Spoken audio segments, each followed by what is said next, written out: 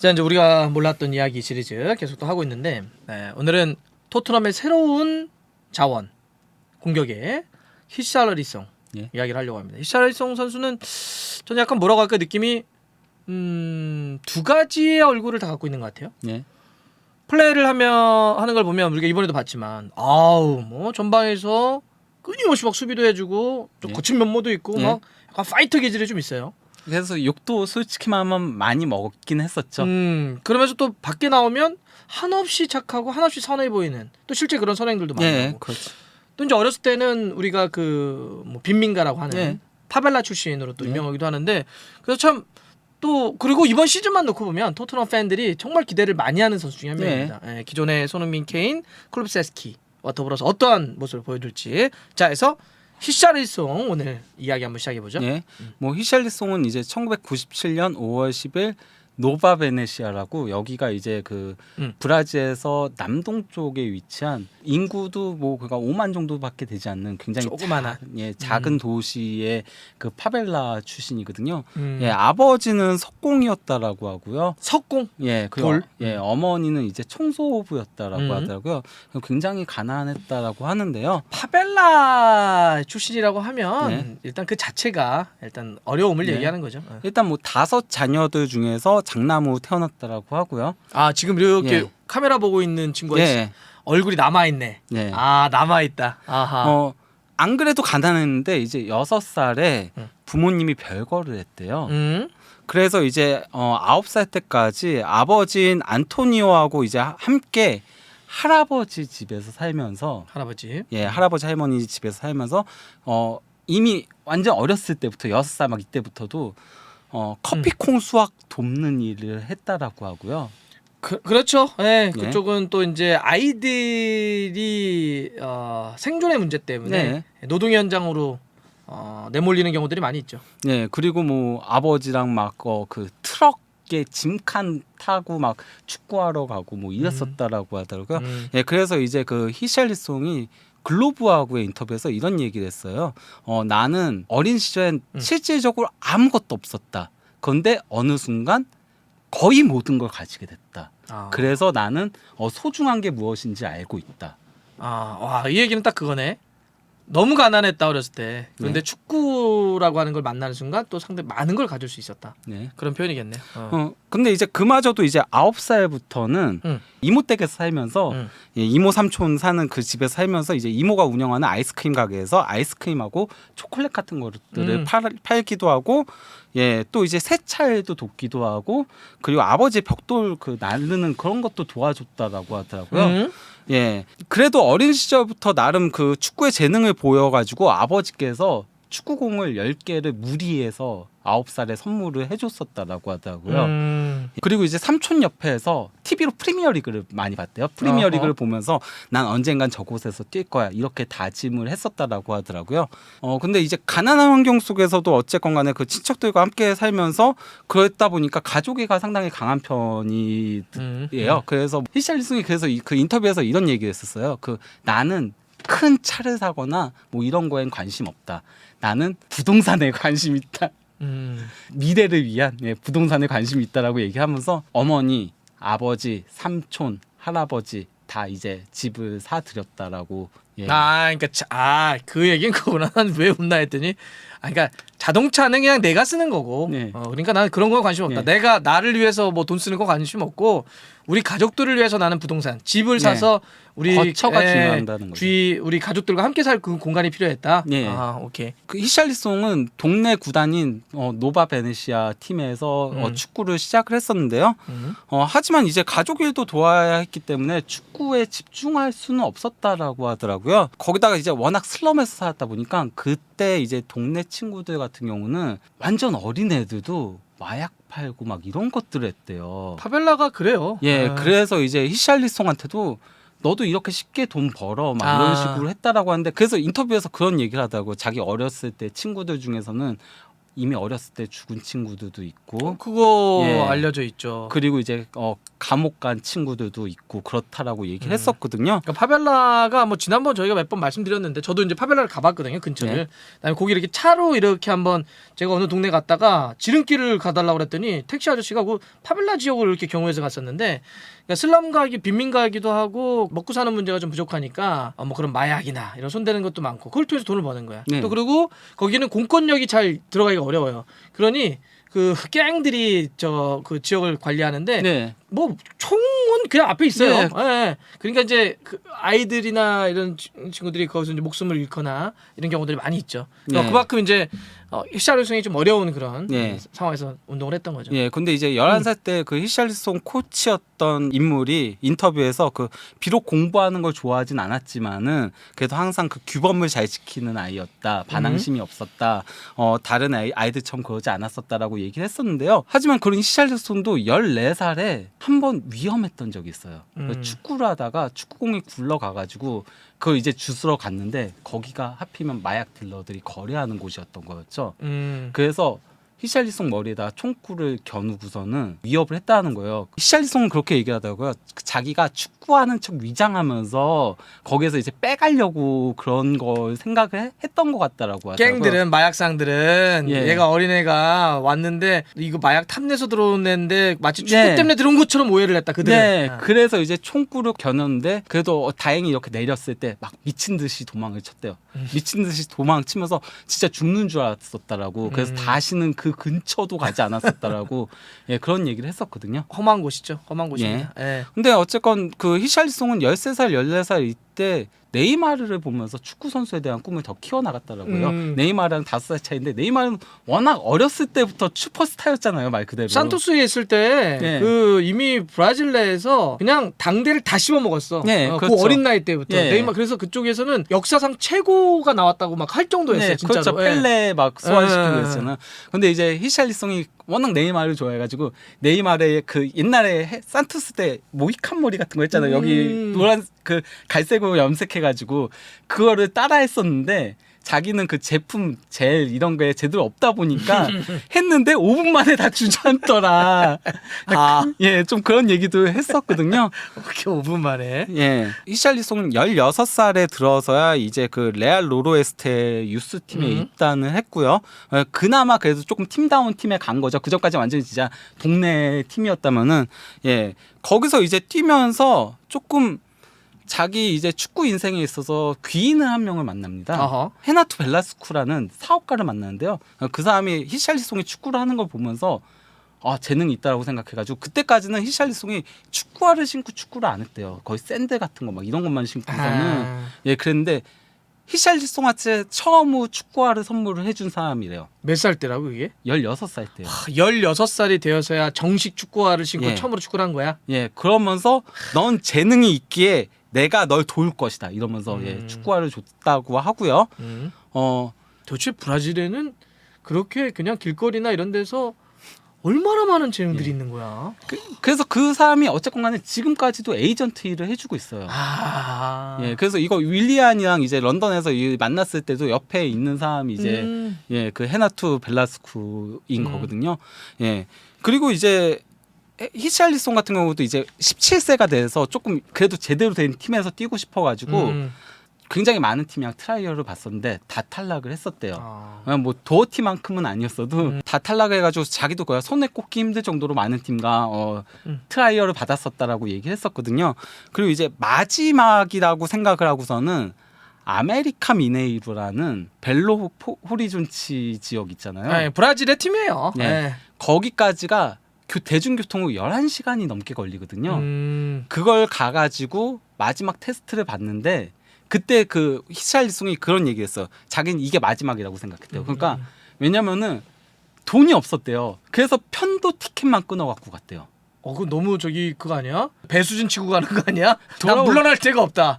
돌아올 수도 없었다라고. 돌아올다니 끊고 싸우는 건데. 어쨌건 그랬다라고 하는데 거기서 마침내 붙어가지고 아. 예 그렇게 됐던 거였거든요. 그래서 그때 이제 프로코리아가 시작되는 거죠. 예, 그러면서 이제 투사였다라고 이렇게 얘기를 하는데 급 친구가 재밌는 일화를 얘기해줬어요. 그러니까 트라이얼을 받으러 간다라고 얘기를 했는데 그때 딱 보니까 검은 축구화를 신고 있었는데 많이 해졌더래요. 그래서 주변에 뭐가 있지 딱 하는데 보니까 핑크색과 파란색 그 축구화가 보이더래요. 그리고 야, 너 눈에 띄게 저거라도 신고 가. 딱 이랬는데 다행히 합격했다. 그 눈에 띄는 걸 신고 가서. 예. 근데 이제 이후로는 약간 좀 일사천리였어요. 아하. 그 입단 첫 해부터 그 17세 이하 미네이루 챔피언십에서 우승을 했었고요. 그리고 이제 바로 1군 데뷔해가지고 물론 이 아메리카 미네이루가 세리에 B 팀이긴 했었거든요. 세리에 B에서 24경기 출전해가지고 9골 4도움을 올리면서 예 좋은 활약을 펼쳤고요. 열세리 B라고 하는 건 브라질 리그의 B를 얘기하는 겁니다. 네. 그리고 이제 곧바로 플루미넨시로 이적을 해가지고요. 물론 플루미넨시는 이제 명문 구단이잖아요. 명문 구단이어가지고 처음에는 조금 고전을 했어요. 그러면서 부상도 2번을 당하고 첫 11경기에서 무득점에 그치면서 조금 비난도 받기도 하고 뭐 이랬었긴 하지만은 그 후에 잘 정착하기 시작하면서 바로 이제 주전으로 올라서기 시작을 했었고요. 아약스가 그 히샬리송 영입을 시도를 했었다라고 하는데 그때 마르쿠 실바 감독 알죠? 히샬리송하고 이제 오랜 인연을 이어가게 되는 예, 마르쿠 실바 감독이 헐시티 감독에 부임을 했었대요. 2016년 1월에. 그래갖고 히샬리송한테 전화해가지고 와라. 이적하지 말고 있어라. 하지 예. 말고 일단. 예, 그렇게 얘기를 했었다고 하는데 뭐 그 전화 없었어도 그 플루미넨시가 이적료를 받지 않았기 때문에 아약스에 이적은 하지 못하는 상황이었고요. 오케이. 예, 그런 상태에서 이제 여름에는 브라질 세리아 그 우승팀인 파우메이라스에서 영입 제의를 했었다라고 해요. 히샬리송한테. 그리고 히샬리송도 그때는 너무나도 가고 싶어가지고 코파 리베르타도레스 남미의 챔피언스리그 거기 뛰고 싶어가지고 이적시켜달라. 아니면 나 출전하지 않겠다 이러면서 조금 플루미넨시에게 예. 현재 소속팀에 예, 아하. 그렇게 했었다라고 하더라고요. 아하. 그런 상태에서 근데 또 아시잖아요. 브라질 선수들은 계약이 굉장히 복잡하지. 복잡하게 끼어 있잖아요. 그래서 소유권이 나눠져 예, 있어서. 이적도 잘 못하는 상태에서 팀에 항명했으니까 자칫 위험할 수도 있었는데 그때 또 마르쿠 실바 감독이 등장을 합니다. 와포드가 당시로선 나름 거액인 1,120만 파운드. 어허. 왜냐면은 브라질에서 그래도 그렇게 크게 성과를 보여준 선수는 아니거든요. 그렇죠. 한 플루미넨시에서 한 2시즌 정도 뛴 거니까. 네, 한 시즌 반 뛴 거고 그것도 주전으로 뛴 거는 한 시즌도 다 안 되는 선수를 1,120만 파운드에 좀 거액으로 콜을 해줬구나. 예, 그러면서 그 복잡한 계약 관계들 다 해결을 해줬거든요. 그래서 헤나토 벨라스코가 굉장히 감사하게 생각한다라고. 왜냐면 본인도 어쨌건 간에 가지고 있긴 했었지만은 지분을 이게 너무 복잡해가지고 이적이 안 될 수 있었는데 그래서 자칫 이대로 무너질 수 있었는데 이걸 해결해줘서 감사하다라고 했던 적이 있었거든요. 오케이. 와포드 오자마자 초반에 진짜 반짝였어요. 그러니까 13경기에서 5골 3도움을 올렸었거든요. 그리고 그때 이제 맨유가 마샬을 영입했을 때요. 그리고 마샬 처음 데뷔 시즌에 반짝반짝했잖아요.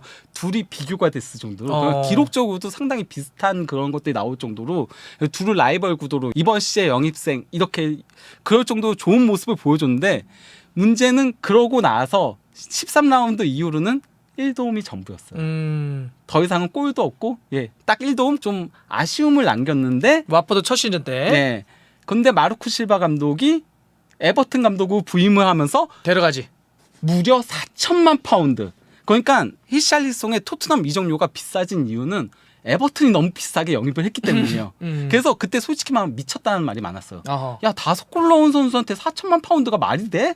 이랬었거든요. 그것도 한 시즌 뛰었는데 잉글랜드 와서. 예. 그래서 이제 뭐 스카이 스포츠에서 이렇게 막 비교들을 하면서 세부 기록들을 보여주면서 히샬리송의 세부 기록에서는 그때 에버튼에서 뛰던 루니보다 더 많이 슈팅도 때리고 뭐 어쩌고 저쩌고 이러면서 세부 지표가 좋으니까 에버튼이 영입을 한 거다. 하지만은 부정적인 부분은 그 웨스트햄전에 15라운드에 골을 넣고 나서는 26경기 동안 무려 1,832분 동안 무득점이었다. 이런 것들을 이제 얘기를 하기도 오케이. 했었거든요. 어쨌건 간에 그 에버튼 가서의 스토리는 저희가 다 알잖아요. 그러니까요. 예, 근데 4시즌 뛰다가 넘어온 건데 토트넘으로. 예. 히샬리송은 그러니까 솔직히 말하면은 헤나토 벨라스코 그 에이전트하고 그 사업가였던 또 하나가 마르코 실바. 예, 마르쿠 실바에 대해서는 그래갖고 이제 히샬리송이 뭐라고 했냐면요. 우리 둘의 관계는 마치 아버지와 아들 같다. 내가 그 브라질에서 잉글랜드로 왔을 때 그는 나의 성장도 도왔고 나의 발전도 도와줬다. 예, 이렇게 얘기를 한 적이 있습니다. 오케이. 그렇게 해서 지금의 히샬리송이 됐다. 네. 그러면서 이제 에버튼에서 13골, 13골, 7골, 10골 지난 시즌에 넣고 이제 토트넘을 넘어온 거죠. 네. 그러면 이제는 히샬리송에 대한 약간 좀 두 얼굴과 같은 모습들 얘기를 하고 싶습니다. 예, 그 히샬리송 하면은 일단 거친 플레이로 유명하죠. 예, 좀 악명이 높죠. 예, 그 가장 유명한 거는 그 머지사이드 더비 2020년 10월에 있었던 그때 티아고 알칸타라 다리에다 이제 살인 태클 해가지고 그때 부상을 크게 입혔던 그 사건이었는데요. 그때 이제 많은 언론들이 그 히샬리송이 이렇게 무릎으로 태클을 하는 거를 사진들을 막 올렸었거든요. 그러니까 이제 히샬리송이 그 밑에다가 멘션으로 자기가 이제 아파하는 거를 그때 부딪히고 나서 아파하는 그걸 캡처해가지고 올리면서 마치 나도 아팠다 좀 이런 식의 이거 올려가지고 굉장히 많은 비난에 시달렸거든요. 그래서 바로 삭제를 했었어요. 또 이제 티아고 알칸타라한테 개인적으로 이제 다이렉트 메시지 있잖아요. 다이렉트 메시지로 사과 인사를 보내긴 했었다라고 하더라고요. 사과 말. 예, 근데 사과 말을 보냈는데 티아고가 읽고서 답을 안 했대요. 답을 안 하니까 그거에 대해서 이제 본인이 또 SNS에다 글을 적은 거예요. 내가 사과의 메시지를 올렸는데 티아고가 읽고서 답이 없었다. 이거는 화해하지 않겠다는 의미다. 그러기 때문에 나는 그 다이렉트 메시지를 삭제했다. 이걸 올려가지고 야, 왜 이렇게 속이 좁아? 약간 좀 이런 얘기도 들었었거든요. 속이 좁다는 것보단 판단을 잘 못하는 거지. 그때는 그냥 올리지 않는 게 낫잖아요. 그냥 찾아가서 미안하다 얘기하면 되지. 뭐 피해자라고 해야 될까? 티아고 알칸타라 입장에서는 속상하면 말 안 할 수 있는 거지. 그렇게 하면 되는 거지. 그러니까 올린 게 글을 올리지 말았어야 되는데 그냥 넘어갔어야 되는데 그런데 이제 그 히샬리송 같은 경우는 특히나 이제 더비에 대한 되게 의식 같은 거 되게 강하거든요. 이게 그러니까 히샬리송이 그런 얘기를 했어요. 잉글랜드 축구가 얌전하다. 브라질과 비교하면. 브라질은 정말 서로 죽고 죽이고 한다. 그래서 그런 것들 때문인지 모르겠지만은 더비에 대한 좀 열의 같은 것들을 많이 비치고 리버풀에 대한 그런 악의적인 것도 상당히 많이 내비치고 했던 선수였거든요. 에버튼과 리버풀의 머지사이드 더비 때문에. 네, 그렇기 때문에 이제 한 번은 또 인터뷰에서 그런 얘기했죠. 히샬리송이 그래서 한 번은 이런 글을 올린 적이 있습니다. 그 모든 잉글랜드 사람들은 리버풀을 싫어한다. 이렇게 하면서 모두가 반다이크를 추앙하지만은 그는 세계 최고의 수비수가 아니다. 내 생각에는 티아고 실바와 마르키뉴스와 세르히오 라모스가 훨씬 더 좋은 수비수다. 이런 얘기도 한 적도 있고요. 뭐 그냥 개인 의견? 예. 어쨌건 간에 개인 의견. 예. 뭐 썼는데 뭐라 그럴 거야 저거를. 그리고 이제 그 제이미 캐러거가 크리스탈 팰리스하고의 경기 그 33라운드 경기에서 히샬리송이 좀 다이버 기지도 있거든요. 그래서 이제 다이빙을 좀 하니까 바로 이제 방송에서 그런 얘기를 했어요. 그 에버튼 경기 중계할 때마다 히샬리송은 마치 큰 부상을 입은 것처럼 5-6번씩 넘어진다. 그리고 대구대구 굴러다닌다. 그러면서 페널티킥이나 파울을 얻으려고 하는 게 아니라 부상을 당하지 않았을 때 다친 척하는 것이다 하면서 조금 디스를 했어요. 그러니까 또 히샬리송이 SNS에다 바로 이제 캐러거한테 입이나 닦고 에버튼이랑 나에 대한 말 하지 마라. 난 너를 존중하지 않아 하면서 똥을 딱 이렇게 올리기도 했었고요. 예. 나 이게 아이들의 반응 같은 걸 보는 것 같아서 솔직히 뭐랄까 모르겠다. 그 히샬리송이 아스날하고 경기에서 세바요스한테 이제 살인 태클을 하고 그래서 세바요스가 쓰러지니까 벨레린이 와가지고 히샬리송한테 항의하니까 머리 이렇게 하면서 싸운 적이 있었거든요. 그게 사진이 올라온 적이 있어요. 그거를 이제 또 경기가 끝나고 본인 인스타그램에 딱 올린 적이 있었거든요. 그래서 야 이게 무슨 자랑이라고 올리냐 이렇게 됐었는데 토트넘 이적하고 나서 또 인스타 스토리에 이거 올렸어요. 그래서 영국 현지 언론들이 히샬리송이 북런던 더비에 선전포고를 했다. 근데 뭔가 일어날 수도 있겠다 이런 느낌이 이렇게 말만 좀 듣고 또 히스토리를 들어보면 심상치 않은 기운이 도는데 너무 넘치면 안 되는데. 그리고 히샬리송 같은 경우는 지난 시즌 그 8월에 있었던 브라이튼하고 경기에서 시머스 콜먼이 페널티킥을 얻어냈어요. 그 에버턴 오른쪽 풀백인. 그리고 원래 키커는 칼버트 루인이었거든요. 근데 본인이 볼을 가지고 가가지고 계속 볼을 쥐고 있었어요. 그러니까 에버튼 선수들이 와가지고 칼버트 루인이 차야 되는데 내놓으라고 하니까 계속 쥐고 있는 거예요. 그러니까 콜먼이 아파가지고 쓰러져 있었는데 본인이 주장이니까 아픈 상태에서 일어나가지고 막 쩔뚝거리면서 가가지고 내놔. 네, 말렸거든요. 말려가지고 결국 칼버트린이 찾는데 그때 굉장히 그래서 논란이 많이 됐었어요. 막 영국 그 현지 중계진도 저게 뭐 하는 짓이냐고 막 이러고 그랬었는데 이거는 약간 조금 위험 요소가 될 수도 있다. 예. 좀 근데 경기장 안에서는 그가 약간 좀 이렇게 돌 때가 조금 있는 선수긴 하거든요. 그리고 토트넘하고 특히 로메로하고도 상당히 많이 부딪혔었죠. 저 그래서 저렇게 사실 이제 아르헨티나 브라질 네. 출신들인데 그래가지고 나중에 토트넘 왔을 때 둘이 이렇게 뭐 하는 예. 그 또 화제가 됐잖아요. 예.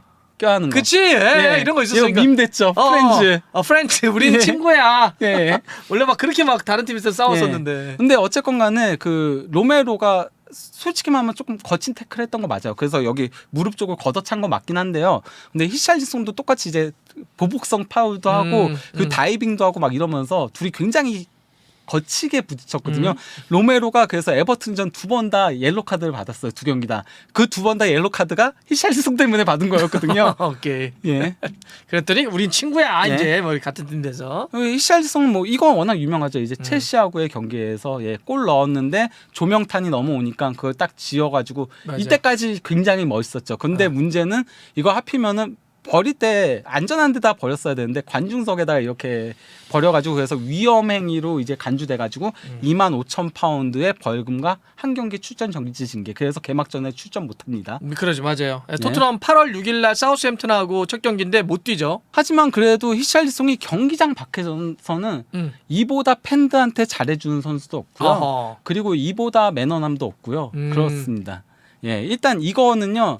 에버튼 이적하고 개막전에서 히샬리송이 개막전에서 극적인 동점골을 넣어가지고 무승부를 이끈 적이 있었거든요. 네. 이때 한 에버튼 팬이 그걸 보고 너무 흥분해가지고 응원을 막 이렇게 하다가 팔이 부러진 거예요. 아, 팔이 부러졌다고? 예, 그래서 깁스를 한 건데 그러면서 그걸 SNS에 올렸었어요. 나 팔 부러졌다. 히샬리송아, 내가 너 때문에 너무 흥분했다가 팔 부러졌어. 경기장에서 보다가. 그러니까 히샬리송이 직접 병원에 찾아가가지고 예, 그래서 유니폼을 선물해줘가지고 예, 그래서 감사하다라고 또 이렇게. 아유, 예. 섬 넘는 사람들 말. 그걸 얼마나 흔들었게 팔이 부러져.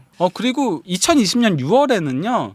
그 한 어머니가 간호사인 딸 사진을 올리면서요. 내 딸은 다음 달에 그 21살이 되는데 대학생 간호사로 코로나 기간에 잠도 자지 못하면서 일하면서 있다. 그러면서 뭐 병에 걸렸는데 코로나인 줄 알았는데 다행히 코로나는 아니더라. 예, 이렇게 얘기를 하면서 몸이 아팠다. 예, 그 딸에게 당신의 유니폼을 선물로 줄 수 있을까요? 이렇게 이제 글을 올렸거든요. 거기에 이제 히샬리송이 답을 달았는데요. 난 이미 그녀에게 줄 유니폼을 따로 챙겨두었다. 오늘 입었던 유니폼을 챙겨두었다. 이렇게 얘기를 하면서 그녀가 빠르게 회복하길 기원한다. 그녀의 이름이 무엇인가? 그녀는 모든 의료 전문가들과 마찬가지로 영웅이다. 그녀의 일과 헌신에 내가 많이 감사하다는 말을 전해달라. 예, 이렇게 하기도 했었고요. 이거는 이제 그 2020년 11월에 풀럼하고의 이게 크레이븐 코티지거든요. 크레이븐 코티지가 워낙 오래됐으니까 보수공사 같은 것들을 하잖아요.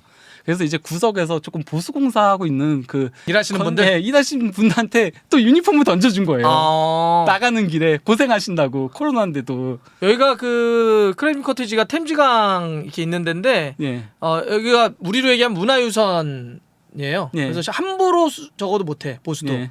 근데 이렇게 외곽 같은 데를 좀 하고 있었구나. 예. 아하. 그리고 이거는 토트넘 이적설이 나왔었을 때 한 어머니가 울고 있는 자기 아들의 사진을 올리면서 방금 전에 내 아이한테 당신이 토트넘으로 떠날 것 같다라고 얘기해줬다. 그러면서 이 애가 이렇게 우는 걸 보니까 내가 어렸을 때 리네커가 떠났을 때 울던 게 생각난다. 아이는 지금 에버튼 팬이군요. 예, 어허. 그렇게 딱 얘기를 하니까 행복하게 지내라고 내 아이 그 친구한테 전해달라 이렇게 멘션도 달기도 했고요. 그리고 이거는 이제 그 에버튼 떠났을 때 이제 이적 확정됐을 때 인스타그램에 이제 인사를 남긴 거였는데요. 마치 고향이 된 곳과 작별 인사를 하는 건 쉬운 일이 아니다. 팬들은 나를 본인들과는 다른 선수가 아닌 그들의 일원으로 맞아주었다. 구단 역시 나를 친절하게 대해줬고 공동체 의식과 공감 능력을 발전시키는 데 도움을 주었다. 그 어떤 말로도 이 구단을 향한 나의 사랑과 감사를 표현할 수 없다. 우리는 다시 또 만날 것이다. 사랑의 에버토니안들. 오케이. 떠나면서 이렇게 또 예. 달달구리 또 글도 좀 남겨주고. 예. 그리고 뭐 흥도 많은 친구여가지고요. 예, 음악도 상당히 많이 연주도 직접 하기도 하고요. 그거는 브라질 친구들의 예, 그러니까요. 공통점이야. 춤도 많이 추고요. 아. 예, 그래서 네이마르랑도 자주 놀고 뭐 그럽니다. 브라질 전체가 다 그래. 예. 근데 어쨌건간에 힘든 시절을 잊지 않고 상당히 좋은 일들을 많이 해요. 그러니까 뭐 이렇게 그 힘든 어린이들하고 같이 이제 뭐 축구도 하면서 그러면서 봉사활동 같은 것도 하고요. 예, 그리고 유스 팀도 방문해가지고 뭐 애들이랑 같이 이제 축구도 하고 이런 것도 하고요. 그리고 양로원 같은 데도 방문해가지고 예, 항상 또 많은 뭐 지원금이라던가 이런 것들도 전달해주고 하고요. 봉사활동도 하고요. 그리고 이제 코로나로 이제 많이 힘들어들 했을 때 뭐 고향에다가 이제 6.5톤의 예, 식료품들을 예, 제공하기도 했습니다. 6.5톤이 꽤 될 텐데. 그러니까요. 예. 자 이제 우리 새롭게 토트넘에 온 히샬송 이야기를 해봤는데 예. 진짜 어렸을 때는 찢어지게 가난하게 예. 성장을 했네요. 또 그런데 또 경기장 들어갔을 때는 아주 파이터 기질이 예. 있어가지고 그리고 인스타 이런 거 좀 적게 해야 될 것 같은데. 아 근데 인스타를 되게 많이 해요. 진짜 그러니까. 멘션 진짜 많이 달아요. 아니 팬들을 위해서 하는 건 좋아. 예. 근데 그런 거 있잖아. 아, 싸우는 거? 그런 것까지는 굳이 예. 여러 생각이 들기도 하고 또 이렇게 또 봉사활동도 한다고 하니까. 예. 근데 어쨌든 선수는 경기장에서 보여주면 됩니다. 예. 예, 토트넘의 이제 새 시즌 맞이할 텐데 히샬송이 기존에 있는 공격수들과 어떻게 호흡을 맞춰서 할지.